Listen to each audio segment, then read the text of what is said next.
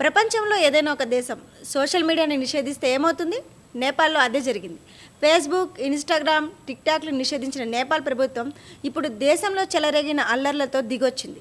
ప్రశాంతంగా ఉండే నేపాల్ ఒక్కసారిగా ఎందుకు బగ్గుముంది? ఈ అల్లర్ల వెనుక అసలు కారణాలేంటి? దీనివల్ల జరిగిన నష్టం ఎంత? ఈ గొడవలకు కేవలం సోషల్ మీడియా నిషేధమే కారణమా? దీని వెనుక మరేదైనా కుట్రకోణం దాగి ఉందా? ఈ వివరాలన్నీ ఇవాళ బర్నింగ్ ఫైల్స్లో తెలుసుకుందాం.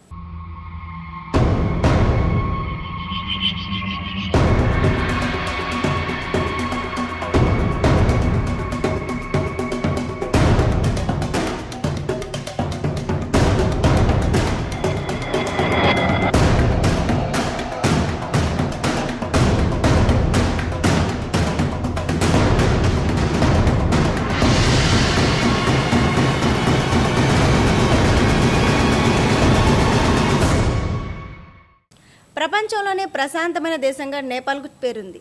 అలాంటి అందమైన దేశంలో ఒక్కసారిగా గొడవలు ఎందుకు మొదలయ్యాయి? సోషల్ మీడియాపై నిషేధమే దీనికి కారణమా? అసలు ఏం జరిగింది? ఆ నిర్ణయం వెనుక ఉన్న కారణాలు ఏంటి? డెమోక్రసీ ఉన్న ఒక దేశంలో సోషల్ మీడియాని ఎందుకు బ్యాన్ చేయాల్సి వచ్చింది?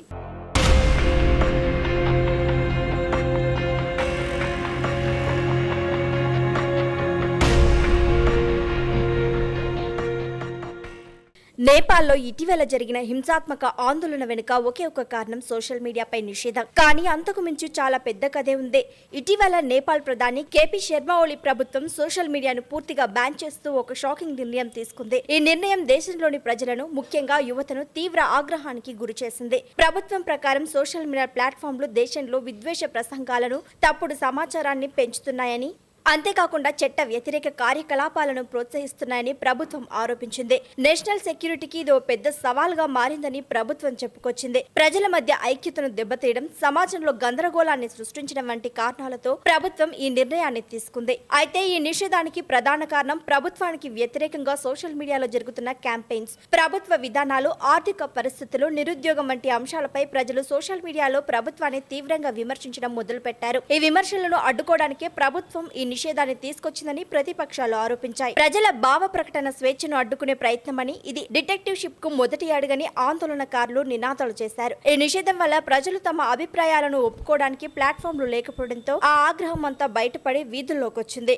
ప్రభుత్వం తీసుకున్న ఈ నిర్ణయం ఒక నిప్పురవ్వలా మారి భారీ అల్లర్లకు దారితీసింది. దీంతో పరిస్థితి చేదాటిపోయింది. నిజానికి సోషల్ మీడియాపై నిషేధం అనేది నేపాల్లో జరుగుతున్న గొడవలకు ఒక ట్రిగ్గర్ మాత్రమే. మరి ఈ అల్లర్లు ఎలా మొదలయ్యాయి? జెన్జీ యువత ఎందుకు రోడ్డు మీదకి వచ్చింది? ఈ నిరసనలకు ఎవరు నాయకత్వం వహించారు? ఎక్కడెక్కడ గొడవలు జరిగాయి?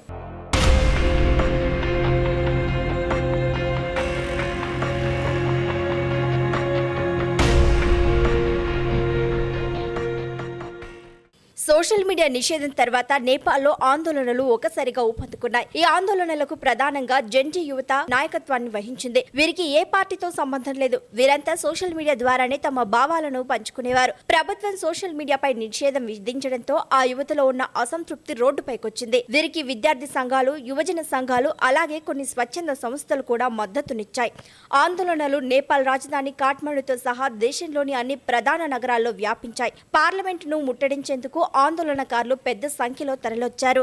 ఈ ఆందోళనలు మొదట్లో శాంతియుతంగా ప్రారంభమయ్యాయి. సోషల్ మీడియాపై నిషేధాన్ని ఎత్తేయాలని, ప్రభుత్వ నినాదాలను మార్చాలని డిమాండ్ చేశారు. కానీ పోలీసులు ఆందోళనకారులను అడ్డుకోవడంతో పరిస్థితి హింసాత్మకంగా మారింది. ఆందోళనకారులు పోలీసులపై రాళ్లు రువ్వారు. పోలీసులు టియర్ గ్యాస్ ను, వాటర్ కెనాల్స్ ను ఉపయోగించారు. గొడవలు మరింత పెరగడంతో పోలీసులు కాల్పులు జరపాల్సి వచ్చింది. ఈ కాల్పుల్లో 9 మంది ప్రాణాలు కోల్పోగా 80 మందికి పైగా గాయపడ్డారు. ఈ ఘటనతో ప్రజల్లో ఆగ్రహం మరింత పెరిగింది. పార్లమెంట్ భవనం మీద దాడికి వెళ్లడం ఒక ఉద్రేకపూరితమైన చర్య. ఎందుకంటే పార్లమెంట్ అనేది గవర్నమెంట్ కు సింబల్.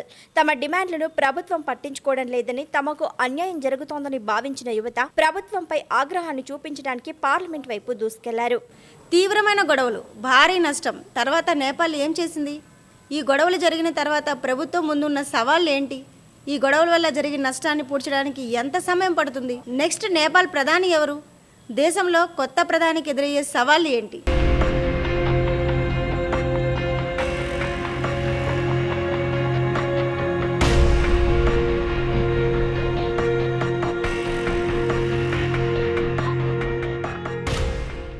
సోషల్ మీడియా మీడియాపై నిషేధంతో మొదలైన అల్లర్లతో చివరికి నేపాల్ ప్రభుత్వం వెనక్కి తగ్గక తప్పలేదు. ప్రజల ఆందోళన, భారీ హింస, నష్ట కారణంగా ప్రభుత్వం సోషల్ మీడియాపై నిషేధాన్ని ఎత్తేసింది. అయితే ఈ గొడవల వల్ల నేపాల్ ఆర్థిక వ్యవస్థకు భారీ నష్టం జరిగింది. ఈ నష్టాన్ని పూడ్చడానికి చాలా సమయం పడుతుంది. ముఖ్యంగా టూరిజంపై ఆధారపడిన నేపాల్ కు ఈ అల్లర్లు చాలా దెబ్బ కొట్టాయి. పర్యాటకులు రాకపోవడంతో ఆర్థిక వ్యవస్థ మందగించింది.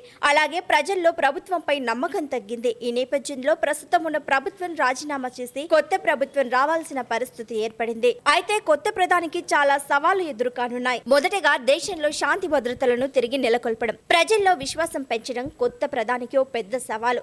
రెండోది ఆర్థిక వ్యవస్థను తిరిగి గాడిలో పెట్టాలి. ఈ అల్లర్ల వల్ల జరిగిన నష్టం, ప్రజల ఆస్తుల విధ్వంసం, వ్యాపారాలు మూతపడటం వంటి వాటిని సరిచేయాలి. మూడోది ఉద్యోగం వంటి సమస్యలను పరిష్కరించాలి. ప్రజలు ముఖ్యంగా యువత ఎందుకో ఆగ్రహంగా ఉన్నారో అర్థం చేసుకుని వారి సమస్యలను పరిష్కరించేందుకు కృషి చేయాలి. ఈ అల్లర్ల వెనుక రాజకీయ కారణాలు కూడా ఉన్నాయని, వాటిని కూడా పరిష్కరించాలని నిపుణులు సూచిస్తున్నారు. ప్రభుత్వం ఇకపై ప్రజాస్వామ్య నినాదాలు, ప్రజల హక్కులను గౌరవించాలని, ప్రజల డిమాండ్లను పట్టించుకోవాలని ఆందోళనకారులు డిమాండ్ చేస్తున్నారు. కొత్త ప్రధాని వీటన్నిటిని సవాలుగా తీసుకుని ముందుకెళ్లాల్సిన పరిస్థితి ఏర్పడింది. నేపాల్లో జరిగిన ఈ అల్లర్ల వెనుక ఏదైనా విదేశీ కుట్ర ఉందా? అమెరికా లేదా చైనా వంటి దేశాల ప్రమేయం ఏమైనా ఉందా? ఈ గొడవల ప్రభావం భారత్పై ఏమైనా ఉంటుందా? ముఖ్యంగా ఇరు దేశాల మధ్య ఉన్న సంబంధాలపై దీని ఎఫెక్ట్ ఎలా పడనుంది?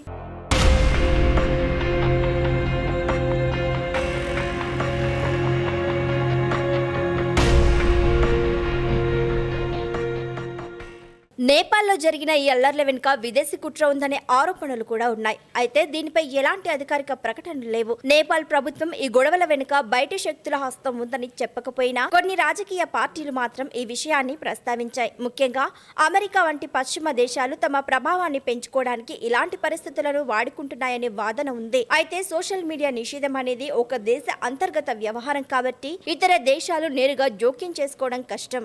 ఈ అల్లర్ల ప్రభావం భారత్ పై కూడా ఉంటుంది. నేపాల్ భారతదేశానికి ఒక ముఖ్యమైన పొరుగు దేశం. సరిహద్దుల్లో శాంతి ఉండటం భారత్ కు చాలా అవసరం. నేపాల్లో రాజకీయ అస్థిరత ఏర్పడితే అది సరిహద్దు భద్రతకు ఒక సవాల్గా మారొచ్చు. నేపాల్ భారత్ మధ్య సరిహద్దు వాణిజ్యం, అలాగే ప్రజల రాకపోకలు ఎక్కువగా ఉంటాయి.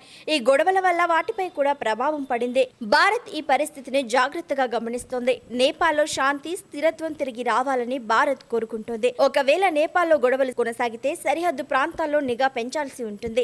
అల్లర్ల వల్ల చైనా, నేపాల్లో తమ ప్రభావం పెంచుకోవడానికి ప్రయత్నించే అవకాశం ఉంది. ఇది భారత్ కు అంతలా లాభదాయకం కాదు. అందుకే నేపాల్లో పరిస్థితులు తొందరగా సాధారణ స్థితికి రావాలని భారత్ ఆశిస్తోంది. సోషల్ మీడియాపై నిషేధం వల్ల ఒక దేశం ఎంత పెద్ద సమస్యను ఎదుర్కోవాల్సి వచ్చిందో నేపాల్ ఉదాహరణతో అర్థమవుతుంది. ప్రభుత్వాలు ప్రజల అభిప్రాయాలను గౌరవించాలని, వారి భావ ప్రకటన స్వేచ్ఛను అడ్డుకోకూడదని ఈ సంఘటన రుజువు చేస్తుంది.